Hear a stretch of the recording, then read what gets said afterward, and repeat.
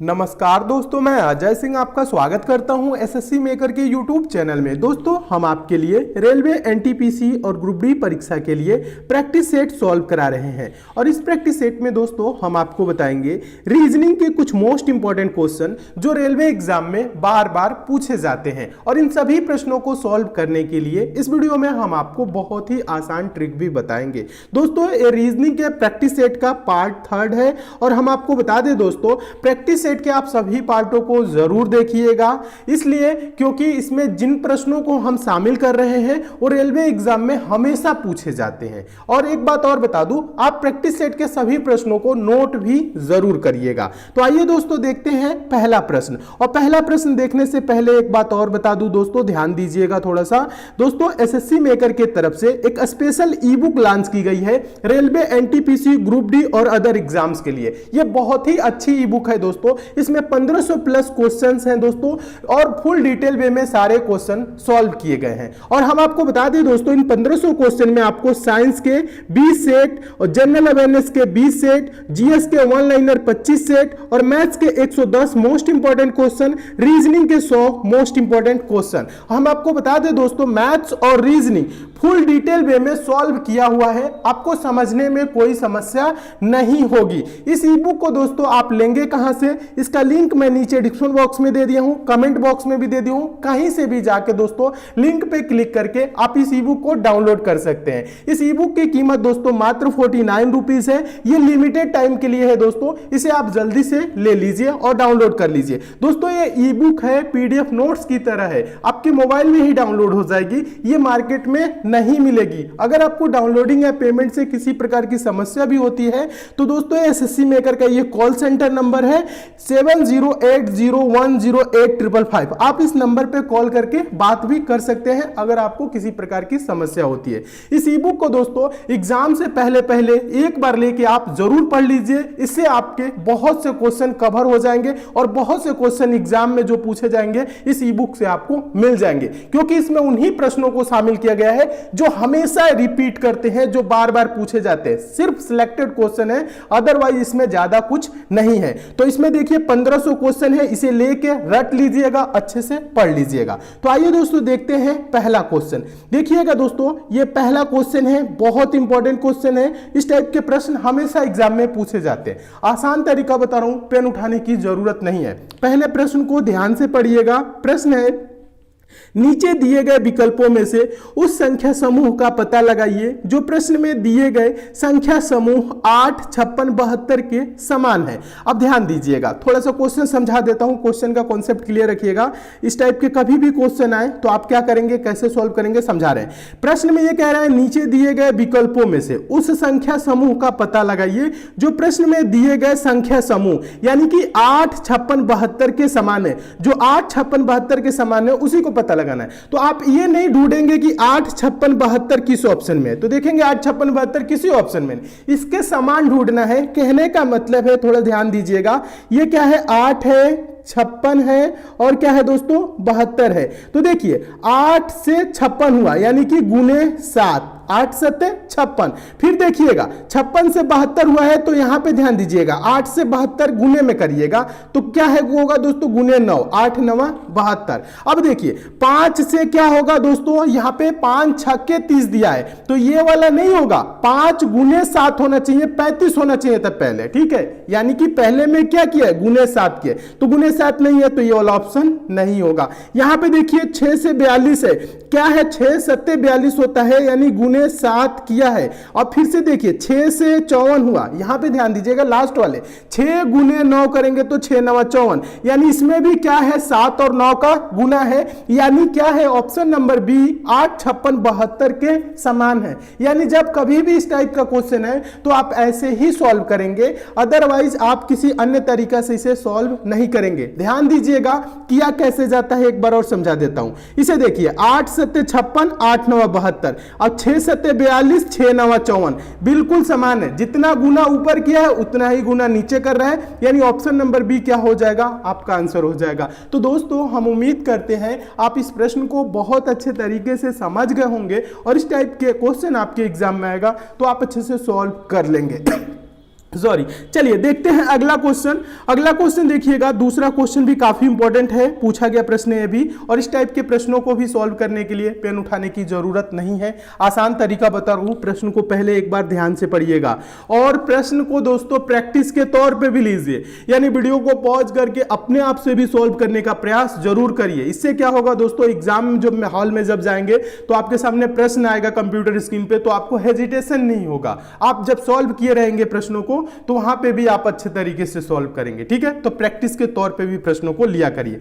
चलिए प्रश्न देखिए, प्रश्न है यदि अर्थ EARTH शब्द को QPMZS के रूप में कोडित किया जाता है तो उसी कोड भाषा में हर्ट HEART को कैसे लिखा जाएगा।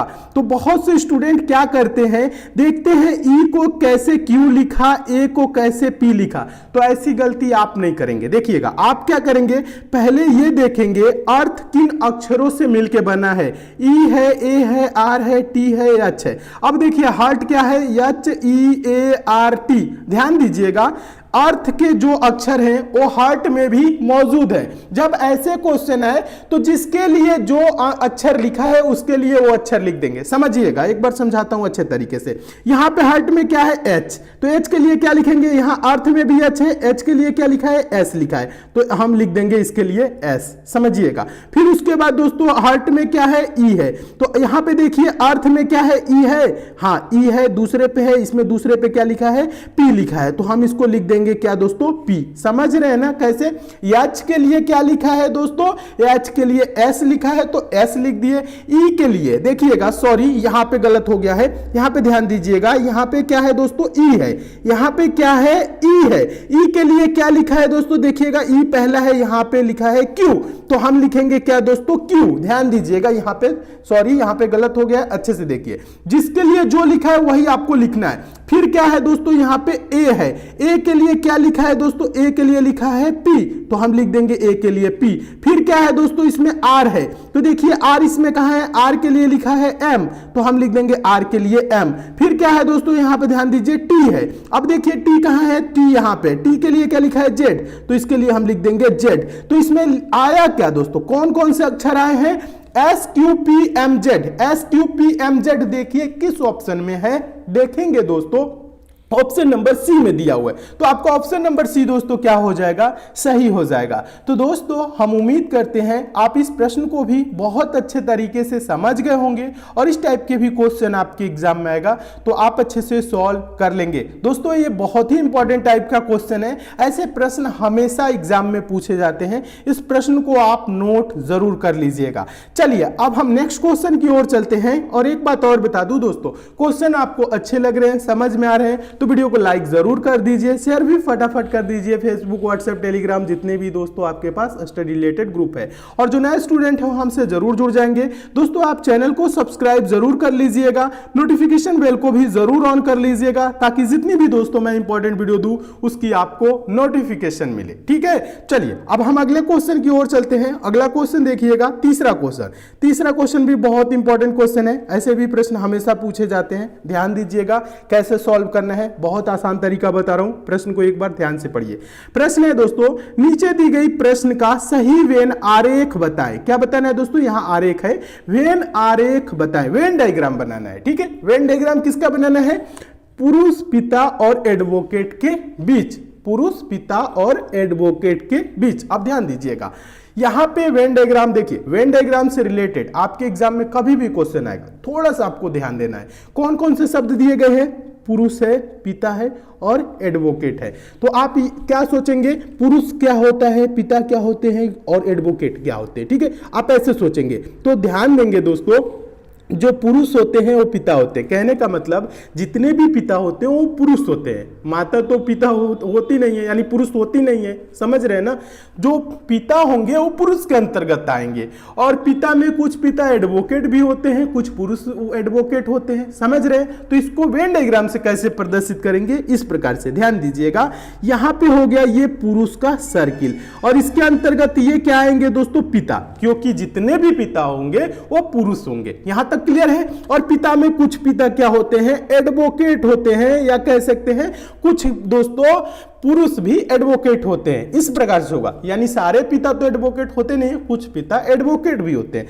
इस प्रकार से इसका वेन डायग्राम बनेगा। तो देखिए इस प्रकार से किस ऑप्शन में देखेंगे, ऑप्शन नंबर पहले में है। आपका ऑप्शन नंबर पहला दोस्तों क्या हो जाएगा, सही हो जाएगा। सॉरी, तो आपका पहला ऑप्शन क्या होगा, सही हो जाएगा। तो दोस्तों हम उम्मीद करते हैं आप इस प्रश्न को भी बहुत अच्छे तरीके से समझ गए होंगे और इस टाइप के भी क्वेश्चन आपके एग्जाम में आएगा तो आप अच्छे से सॉल्व कर लेंगे। देखिए अभी दोस्तों टाइम एग्जाम में आपका बहुत कम है, ठीक है। आप जितने ज्यादा घर पे बुक से भी क्वेश्चन की प्रैक्टिस कर सकते हैं, क्वेश्चन जरूर प्रैक्टिस करिए, मन लगा के अच्छे से प्रिपरेशन करिए। ई बुक को भी दोस्तों आप लोग जरूर ले लीजिएगा। ई बुक में भी बहुत इंपॉर्टेंट क्वेश्चन शामिल किए गए हैं जो बार बार आपके एग्जाम में पूछे जाते हैं, उसे भी लेके दोस्तों पूरा जरूर पढ़िएगा। ये नहीं कि सिर्फ लेना है, लेना नहीं है, लेके उसको पढ़ना है, क्वेश्चन आंसर को याद करना है। जितना टाइम आपके पास मिले ई बुक को आप रट जाइए क्योंकि उसमें सिलेक्टेड क्वेश्चन है, ठीक है। चलिए अब हम अगले क्वेश्चन की ओर चलते हैं। अगला क्वेश्चन देखिएगा, चौथा क्वेश्चन। चौथा क्वेश्चन भी बहुत इंपॉर्टेंट क्वेश्चन है, आसान तरीका बता रहा हूं, बहुत आसान तरीका। और एक बात और बता दूं, ये ब्लड रिलेशन का क्वेश्चन है, ठीक है। और ब्लड रिलेशन का दोस्तों पूरा चैप्टर भी पढ़ाया हूं चैनल पे, आप जाके सर्च मारेंगे ब्लड रिलेशन एसएससी मेकर, ऐसे करिएगा blood relation SSC maker search करेंगे तो आपके सामने वो वीडियो आ जाएगा। क्रैश कोर्स में क्या किया हूं, सारे रीजनिंग के चैप्टर कंप्लीट कराया हूं, मैथ के सारे चैप्टर कंप्लीट कराया हूं, तो क्रैश कोर्स वाली भी वीडियो आप लोग जरूर देख लीजिएगा। देखिए क्वेश्चन ये है, ए का भाई बी है जिसकी इकलौती बहन सी जो है वह डी की माता है, ई जो है वह डी की नानी है, बी का ई से क्या संबंध है। अगर सिर्फ आप ऐसे दोस्तों क्वेश्चन पढ़ेंगे और सोचेंगे आंसर दे दे तो ये पॉसिबल नहीं है, ठीक है। इसके लिए एक छोटा सा डायग्राम बनाना होता है। कैसे बनाया जाता है हम आपको बता रहे हैं। देखिएगा यहां पे आपको ज्यादा कुछ नहीं करना है, आपको पहले भी बताया हूं ब्लड रिलेशन कैसे सॉल्व किया जाता है, बेसिक जानकारी सब कुछ दिया हूं, इसलिए क्रैश कोर्स वाली वीडियो को आप लोग जरूर देखिएगा, उसमें आपकी बेसिक जानकारी सभी क्लियर हो जाएंगी, ठीक है। तो यहां आप देखिए कह रहा है ए का भाई बी है, ए का देखिएगा ए का भाई बी है, बी भाई है तो प्लस से इंगित कर देंगे, ठीक है। अब ध्यान दीजिएगा, जिसकी इकलौती बहन सी, जिसकी इकलौती बहन यानी बी की एक ही बहन है सी, ध्यान दीजिएगा सॉरी, जिसकी इकलौती बहन सी जो है वह डी की माता है। ये देखिए जिसकी इकलौती बहन सी जो है वह डी की माता है। कौन माता है, सी माता है, किसकी दोस्तों, डी की। ध्यान दे दीजिएगा यहां पे प्रश्न को समझिएगा। ए का भाई बी है जिसकी इकलौती बहन सी है, यानी बी की एक ही बहन है, वो कौन है, सी है, और जो वह डी की माता है। देखिएगा सी जो है वह डी की माता है, ये डी की माता है सी। अब ध्यान दीजिए ई जो है वह डी की नानी है, ई जो है डी की नानी है। डी की नानी कहने का मतलब है नानी कौन होता है दोस्तों, नानी कौन होती है, माता की माता, ठीक है। नानी कौन होती है, माता की माता, और डी की क्या है दोस्तों, नानी है ई, तो यानी सी की ये क्या होगी दोस्तों, माता होगी। ध्यान दीजिएगा ये क्या होगी, माता होगी सी की। समझिएगा यहां पे एक बार और समझिएगा, नानी को यहां पे ध्यान दीजिए, ई बोला है यहां पे क्या बोला है, ई, ई जो है वह डी की नानी है, यहां पे होगा आपका ई, ठीक है। ये क्या है दोस्तों, डी की नानी है, यानी कि ये सी की माता है। डी की माता कौन है, ई है। समझ रहे ना, यहां पे कंफ्यूजन आपको बिल्कुल भी नहीं होना चाहिए। बोल रहा है ई जो है वह डी की नानी है, तो समझ रहे हैं डी की ये माता हो गई और ये माता की माता हो गई यानी नानी। क्लियर है। अब बोल रहा है बी का ई से क्या संबंध है, तो यहां पे देखिएगा प्रश्न आप ऐसे सोचिएगा, बी ई का क्या लगेगा, बी ई का क्या लगेगा ये बोल रहा है। तो ध्यान दीजिए ई की सी पुत्री है और सी का बी भाई है। पुत्री का भाई क्या लगेगा बताइए ना, आप बताइए। देखिए आपके पुत्री का, मान लीजिए आप नानी है, तो आपके पुत्री का भाई क्या लगेगा, आपका पुत्र लगेगा। तो आंसर देंगे पुत्र, यानी ऑप्शन नंबर सी क्या हो जाएगा दोस्तों, सही हो जाएगा। तो दोस्तों हम उम्मीद करते हैं आप इस प्रश्न को भी बहुत अच्छे तरीके से समझ गए होंगे और इस टाइप के भी क्वेश्चन आपके एग्जाम में आएगा तो आप अच्छे से सॉल्व कर लेंगे। इस टाइप के भी प्रश्न हमेशा एग्जाम में पूछे जाते हैं, इसे आप नोट जरूर कर लीजिएगा। और क्रैश कोर्स में दोस्तों आप अगर ब्लड रिलेशन वाला वीडियो नहीं देखे हैं तो उसे आप लोग जरूर देख लीजिए, उसमें सारे कॉन्सेप्ट आपके क्लियर हो जाएंगे और ऐसे प्रश्नों को आप सेकेंडों में सॉल्व करेंगे। ठीक है, चलिए अब हम नेक्स्ट क्वेश्चन की ओर चलते हैं। और एक बात और बता दूं, ध्यान दीजिएगा दोस्तों, अगर आपको मैथ में प्रॉब्लम होती है, बेसिक जानकारी अगर आपकी कंप्लीट नहीं है, बेसिक मैथ आप कभी नहीं पढ़े हैं, तो सेकंड वाले चैनल एग्जाम फिनिशर से जरूर जुड़ जाइएगा। उस चैनल पे दोस्तों मैं मैथ एकदम बेसिक से पढ़ाया हूँ, जीरो लेवल से पढ़ाया हूँ और चैप्टर वाइज पढ़ाया हूँ। बेसिक पार्ट मिल जाएगा आपको, बेसिक मैथ का 1 से लेके 5 पार्ट वहां पे है, तो उससे आप जरूर कंप्लीट कर लीजिएगा। बेसिक मैथ आपकी पूरी कंप्लीट हो जाएगी। और एग्जाम फिनिशर को आप सब्सक्राइब भी कर लीजिएगा, नोटिफिकेशन बेल को भी ऑन कर लीजिएगा। लिंक नीचे डिस्क्रिप्शन बॉक्स में दे दिया हूं, आप यूट्यूब पे भी सर्च कर सकते हैं एग्जाम फिनिशर। चलिए अगला क्वेश्चन देखिएगा, पांचवा क्वेश्चन हम आपको बता दें दोस्तों, ये मोस्ट इंपॉर्टेंट क्वेश्चन है, रिपीटेड प्रश्न है, ऐसे प्रश्न हमेशा पूछे जाते हैं। बहुत आसान तरीका बता रहा हूं, ध्यान से पहले प्रश्न को एक बार पढ़िए और अपने आप से भी कोशिश जरूर करिएगा सॉल्व करने का।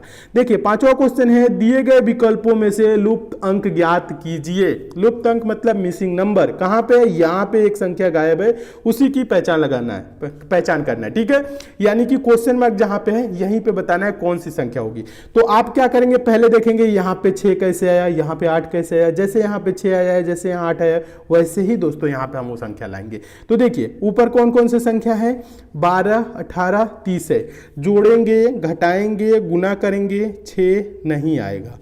16, 32, 40 है, इसे भी जोड़ेंगे, घटाएंगे, गुना करेंगे, 8 नहीं आएगा। अब ध्यान दीजिएगा, जब नहीं आएगा तो हम बता रहे हैं, थोड़ा सा आसान तरीका आपको बता रहे हैं, बस आपको करना क्या है, अच्छे से क्वेश्चन को पहले एक बार देखना है। ठीक है, तो आप ऐसे देखिएगा, ध्यान से देखिएगा, अपने आप से भी सॉल्व करने का प्रयास जरूर करिएगा। ये देखिए 6 से क्या है दोस्तों, इन तीनों संख्याओं में भाग चला जाएगा। 6 दूना के 12, 6 3 18, 6 5 30 गया ना। अब देखिए 8 दूना के 16, 8 चौको 32, 8 5 40, 8 से भी भाग चला गया। अब यहां पे एक ऐसी संख्या लीजिए ऑप्शन से, 36, 18 और 27 को पूर्णतः, यानी कि कहने का मतलब है 36, 18 और 27 में पूर्णतः भाग जा सके, यानी पूरा वो कटे हो संख्या से। ठीक है, यानी कि 36, 18, 27। 12 से देखिए, 12 3 36, 18 नहीं कटेगा, तो ये वाला होगा नहीं। 18 से कटेंगे तो 18 दूना के 36, 18 कम 18, 27 नहीं कटेगा, ये वाला ऑप्शन नहीं होगा। 6 से कटाइए, 6 6 36, 6 3 18, लेकिन 27 नहीं कटेगा, तो ये वाला भी ऑप्शन नहीं होगा। जब 3 ऑप्शन गलत होते हैं तो दोस्तों क्या होता है, चौथा ऑप्शन सही होता है। तो चौथा ऑप्शन आपका 9 है। तो देखिए 9 चौको 36 चला जाएगा, 9 दूना के 18, ये भी कट जाएगा, 9 3 27, यानी कि क्वेश्चन मार्क पे क्या होगा, 9 होगा। यानी नीचे जो संख्या दिया है वो क्या दिया है दोस्तों, वो ऐसी संख्या दिया है जिससे पूरी संख्याओं में भाग जा सके, यानी जितनी भी ऊपर संख्या है, 3 संख्या है, तीनों संख्या पूर्णतः उस संख्या से विभाजित है, तो उसी संख्या को यहां रखा जाता है। ये इंपॉर्टेंट टाइप का क्वेश्चन है, इसे आप लोग नोट जरूर कर लीजिएगा। एक बात और बता दूं, ध्यान दीजिएगा, प्रश्न जितने भी करा रहा हूं नोट करेंगे तो उससे क्या होगा दोस्तों, उस टाइप के प्रश्न आपको याद हो जाएंगे। तो नोट करिए, क्वेश्चन अच्छे लग रहे हैं, वीडियो को लाइक शेयर भी जरूर करिए। और एक बात और ध्यान दीजिएगा, यहां पे आप लोग बोल रहे हैं क्रैश कोर्स की वीडियो कहां मिलेगी, कमेंट ज्यादा करते हैं, तो देखिएगा क्रैश कोर्स की जो वीडियो है वो कहां मिलेगी, हम आपको बता रहे हैं। देखिएगा आप क्या करेंगे, एसएससी मेकर की प्लेलिस्ट में जाएंगे। ठीक है, एसएससी मेकर चैनल पे जाएंगे, प्लेलिस्ट में जाएंगे, प्लेलिस्ट में जाएंगे तो रीजनिंग, देखिएगा रेलवे रीजनिंग क्रैश कोर्स करके प्लेलिस्ट मिलेगा, उसमें 38 वीडियोज है, 38 वीडियो है।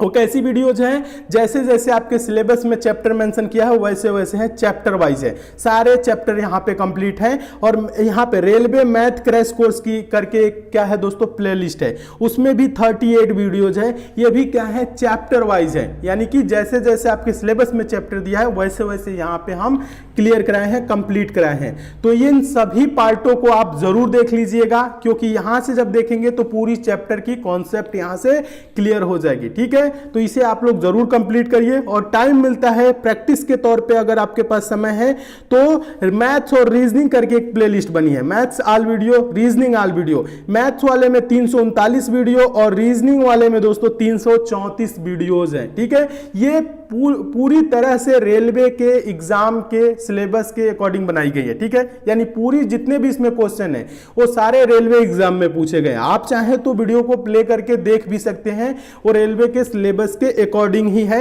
इसलिए दोस्तों आप इसे भी जरूर देख लीजिएगा। टाइम बचता है तो इसे प्रैक्टिस के तौर पे इन सभी वीडियोस को आप देख लीजिए। आपकी दोस्तों 80 से 90% क्वेश्चन यहां से कवर हो जाएंगे। जो बच रहे हैं क्वेश्चन उसको हम प्रैक्टिस सेट में सॉल्व करा रहे हैं। वीडियो कैसी लगी कमेंट करके हमें जरूर बताइएगा। अच्छी लगी है लाइक शेयर कर दीजिएगा, और ई बुक को अभी तक नहीं लिए हैं तो जरूर ले लीजिए। एग्जाम से पहले पहले उसे अच्छे तरीके से पढ़ लीजिए, रट लीजिए, बहुत इंपॉर्टेंट क्वेश्चन उसमें शामिल किया गया है। तो चलिए दोस्तों मिलते हैं अगले वीडियो में और भी इंपॉर्टेंट प्रश्नों के साथ। तब तक के लिए दोस्तों धन्यवाद।